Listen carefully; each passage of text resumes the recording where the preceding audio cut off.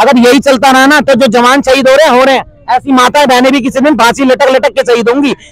Police वाले को call किया कि एम्बुलेंस हटा दो, पुलिस वाला आया, गाड़ी से नीचे भी नहीं उतरा, यहीं से उनसे बात की, बात करके सीधा चला गया, कोई सुनवाई नहीं है। यहाँ पे SHO साहब भी खड़े, DCP साहब भी खड़े, लेकिन इनके आगे इतना भी जोर नहीं है। मैं पूछना चाहूंगा दिल्ली सरकार से, किस बात की सरकार, किस बात का प्रशासन, किस बात की पुलिस, जब वो 4 पहिए की एक छोटी सी एम्बुलेंस को नहीं हटा पा रही है। सर मुझे इंसाफ चाहिए केजरीवाल जी, हाथ जोड़ती हूँ, कहीं ना कहीं सो मत, सब तो सो रही है पुलिस, आप जाग जाओ। सर बोला है कि मैं सबकी बात नहीं सुनता, तो नौकरी किस लिए कर रहे हो? अगर बात नहीं सुननी तो किस लिए पुलिस की वर्दी पहनी हुई है? ये कहते हैं इंसाफ दिलाएंगे, आप मेरे साथ चलिए, मैं अभी चल के केस करता हूँ ना। मेरी ये चप्पलें 36 सालों तक घिस जाए, लेकिन इस महिला को इंसाफ नहीं मिलेगा। इतनी कड़कती सर्दी है, इन्हें शौक है, ये छोटा सा बच्चा, इसका बेचारे का क्या कसूर? ये कल इसे यहाँ पे रोटी खिला रही थी, पाइप से पानी मारा है। अरे शर्म करो यार, शर्म। तुम्हारे घर में माँ बहन नहीं है? कोई न्यूज़पेपर नहीं पढ़ते, न्यूज़ नहीं देखते, यूट्यूब नहीं चलता, सब पता है। अब क्यों शांत है मुझे समझ नहीं आ रहा है। मुझे केजरीवाल से भी जवाब चाहिए, उनकी सरकार से, कि क्यों शांत है वो। सर कल पानी फेंका गया, इतना कुछ हुआ हमारे साथ, हम यहीं पे बैठे थे, तब पुलिस नहीं आई, तब यहाँ पे कोई पुलिस वाला नहीं था। और आज जब ये सब हुआ, जब इन्होंने कॉल किया तो पुलिस आ गई। इतना बिका हुआ है प्रशासन।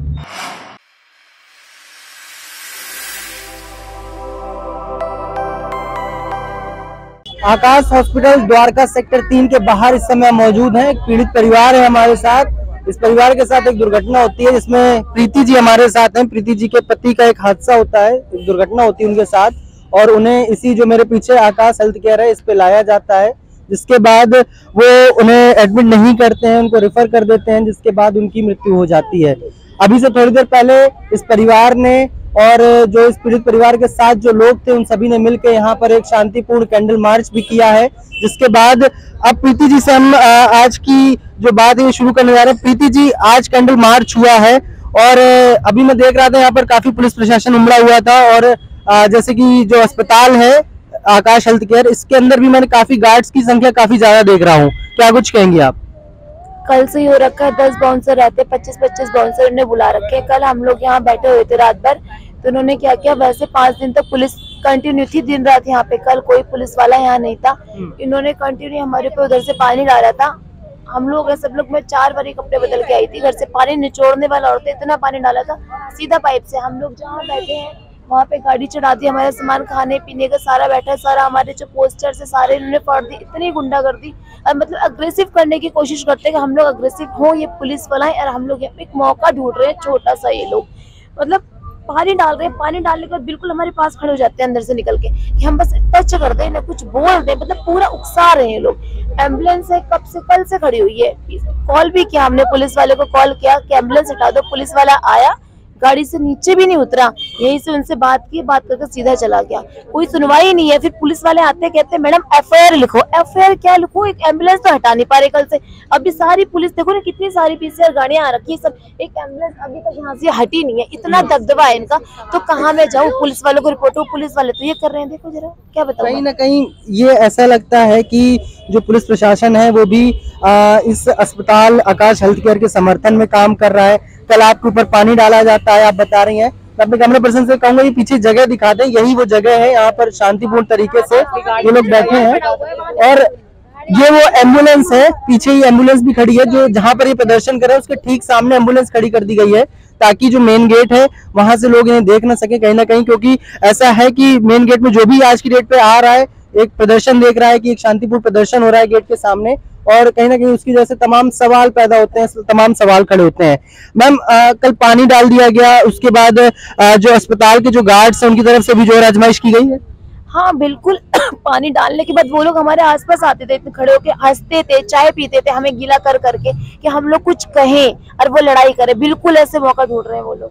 आपके साथ छोटे छोटे बच्चे हैं और ये ठंड का समय, ऐसे में गीला कर देना, और कड़कड़ाती ठंड इस समय रात में पड़ रही है, ऐसे में आप खुले में हैं, तो बच्चों के लिए काफी मुश्किल का समय है ये।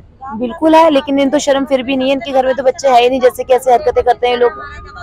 हमारे बिस्तर गीले हो गए सारे। और भी लोग हैं यहाँ पे, गुंडागर्दी हो रही है इनका ये कहना है। और भी लोग हैं, इनसे भी बात कर लेते हैं।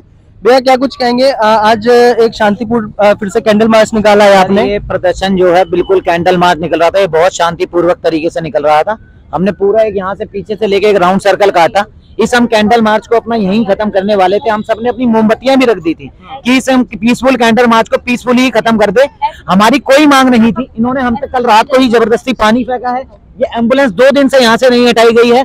ये अब मैं आपको बता दूं, ये कोई आकाश हॉस्पिटल की रजिस्टर्ड पार्किंग नहीं है, अवैध पार्किंग है। इसकी कंप्लेंट भी करी थी हमने, वहां पे ट्रैफिक पुलिस वाले भी आए, लेकिन उन्होंने इस गाड़ी को अभी तक नहीं हटा पाया। आप देख सकते हैं पीछे इतना पुलिस प्रशासन खड़ा है, यहाँ पे एसएचओ साहब भी खड़े हैं, डीसीपी साहब भी खड़े हैं, लेकिन इनके आगे इतना भी जोर नहीं है। मैं पूछना चाहूंगा दिल्ली सरकार से, किस बात की सरकार, किस बात का प्रशासन, किस बात की पुलिस, जब वो 4 पहिए की इस एक छोटी सी एम्बुलेंस को नहीं हटा पा रही है।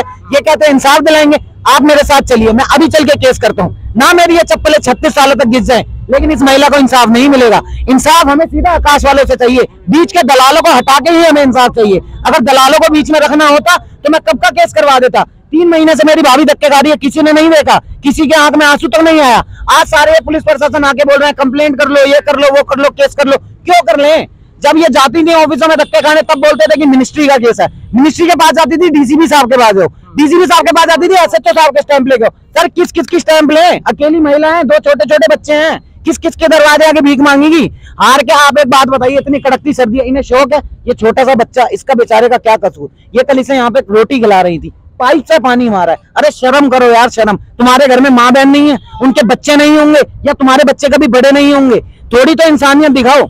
कुछ नहीं चाहिए इनसे, सिर्फ इंसाफ चाहिए। हमारा इंसाफ कर दो, हमें शौक थोड़ी अपने घरों से यहाँ के बैठने का। ये मेरे सारे इतने भाई लोग, मेरी माताएं बहनें, ये सब हमारे समर्थन में खड़े हैं।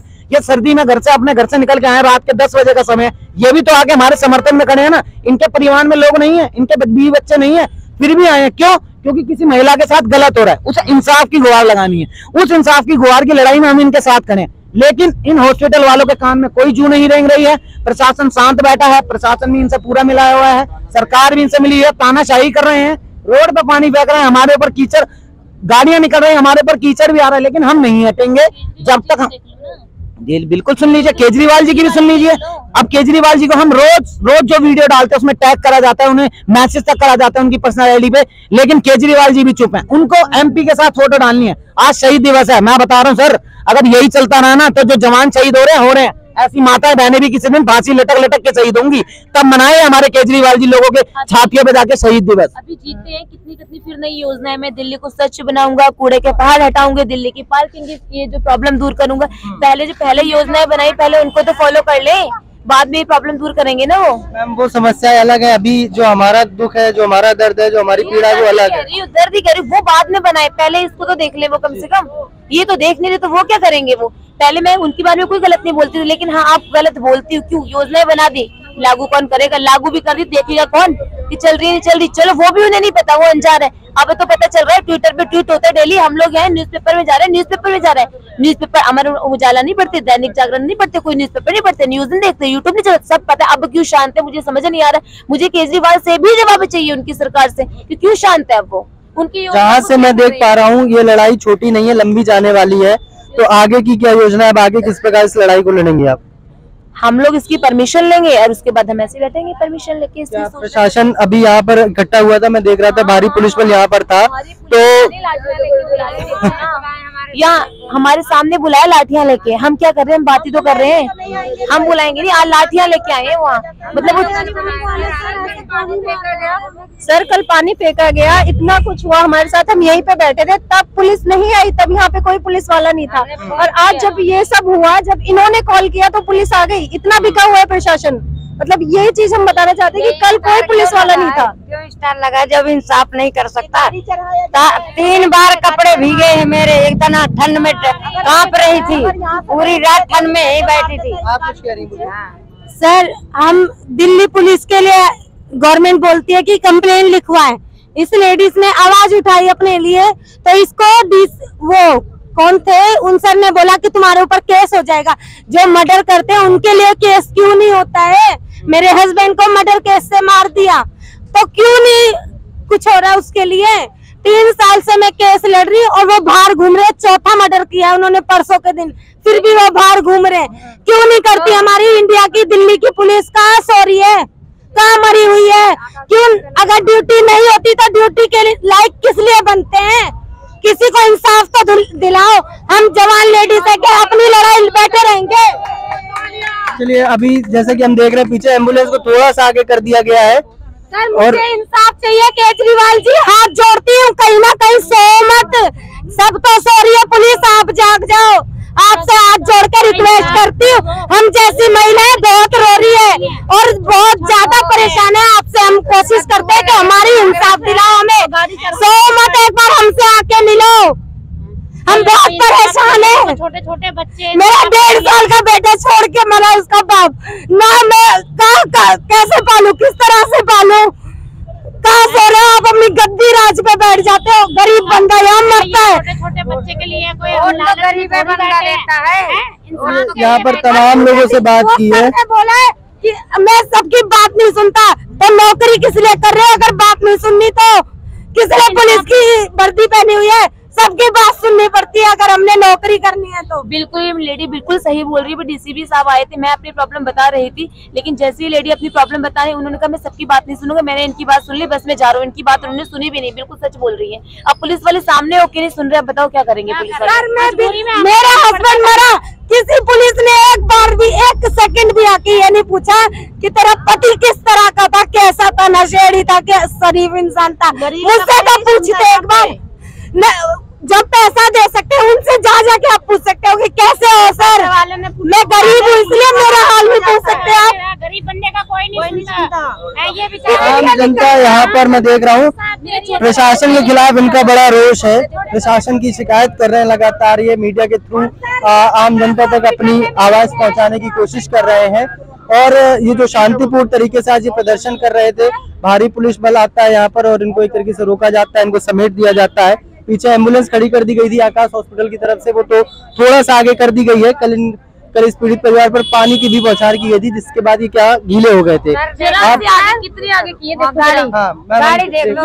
यही आकाश में मेरे हस्बैंड को लाए थे 7 बजे 31 तारीख का दिन, दिसंबर 31 तारीख का दिन था। शाम को 7 बजे 2-3 घंटे इलाज किया, बोलते हैं यहाँ से ले जाओ। मैंने बोला क्या हुआ, तो बोल रहे हैं 60,000 रुपया अभी देना पड़ेगा। मैं कहा सर 2:30 बज रहा है, सुबह ले लेना। हाथ जोड़ा मैंने, पर उन्होंने एक ना सुनी और दीनदयाल रेफर कर दिया। और यहाँ पे पुलिस आई बयान लेने मेरे हस्बैंड का, मेरे जेठ को पिटाई लगा दी, 3-4 थप्पड़ लगा दिए। किस लिए लगाया? उनका भाई मरा, वही पिटेंगे। जो मारे उनको नहीं मारने का हक है क्या? शरीफ इंसान को मारने का हक है, गरीब को मारने का हक है, किस लिए? तमाम लोगों से बात कर रहे थे। हमें इंसाफ दे और हमारे देश के और दिल्ली के नेता पुलिस आँख खोल के जिए और जीने का हक सब दुनिया को दे और इंसाफ दिलाए हम जैसी महिलाओं को और आम जनता का गुस्सा आप साफ तौर पर देख सकते हैं। ये आकाश हेल्थ केयर एकमात्र अस्पताल नहीं है जहां से इस तरीके के मामले सामने आ रहे हैं। अभी पिछले दिनों ही हमने महिंद्रा अस्पताल से भी इसी प्रकार की घटना आपके सामने रखी थी और लगातार आज भी एक गुड़गांव का एक ऐसा ही मामला सामने आया जहां पर एक जो प्राइवेट अस्पताल है उसकी तरफ से इस प्रकार की जो बात थी वो सामने आई और महिंद्रा अस्पताल और साथ साथ अब आकाश अस्पताल, ये लगातार तीसरा मामला है जो हमारे सामने आया है। और ऐसे ही कई अन्य ऐसे मामले हैं जो और भी हर रोज हर जगह पर हो रहे हैं जहाँ पर प्राइवेट अस्पताल कहीं ना कहीं जो आम जनता है उनका खून चूस रहे हैं, उनका इलाज नहीं कर रहे हैं या फिर इलाज कर रहे हैं तो इस प्रकार इलाज नहीं कर रहे हैं कि जो पीड़ित हैं, जो बेसिकली जो लोग बीमार हैं, जो लोग ऐसे दुर्घटना का शिकार होते हैं उनका इलाज हो सके और उन्हें बचाया जा सके। वो उन्हें सरकारी अस्पतालों में रेफर कर देते हैं और कई बार रेफरल का जो सही कारण होता है वो भी हमारे सामने नहीं आता है। अब देखना ये होगा, शांतिपूर्ण प्रदर्शन यहाँ पर कर रहे हैं, आगे यह जो लड़ाई है ये क्या मोड़ लेती है। देखते रहिए खबरदार। धन्यवाद।